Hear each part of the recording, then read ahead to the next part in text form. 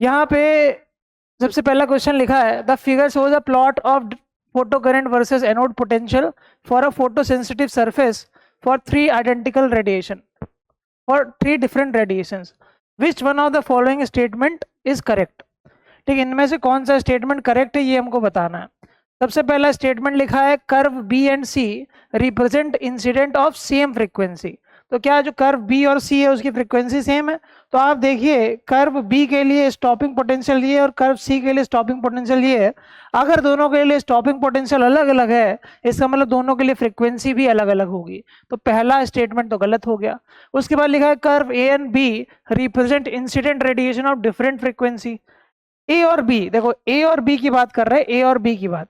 अब दोनों के लिए सेम पोटेंशियल है ना, स्टॉपिंग पोटेंशियल सेम है तो इसके लिए फ्रीक्वेंसी सेम होनी चाहिए, लेकिन ये क्या कह रहा है कि डिफरेंट फ्रीक्वेंसी, तो ये तो गलत हो गया।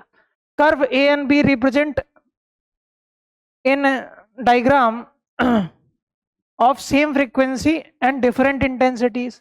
ठीक है, तो क्या ए और बी में कह रहा है कि इनकी जो फ्रीक्वेंसी है वो सेम है, सही बात है, फ्रीक्वेंसी तो सेम है ए और बी की क्योंकि स्टॉपिंग पोटेंशियल सेम है। इंटेंसिटी डिफरेंट है, हाँ इंटेंसिटी डिफरेंट है। देखिए इसके लिए करंट अलग मिल रहा है, इसके लिए करंट अलग मिल रहा है, ए और बी के लिए अलग अलग करंट मिल रहा है तो इंटेंसिटी भी अलग अलग होगी। ठीक है, सेचुरेशन करंट अलग अलग मिल रहा है तो ये वाली चीज सही है। ठीक है, इसी प्रकार से इसको पढ़ेंगे तो ये भी गलत है।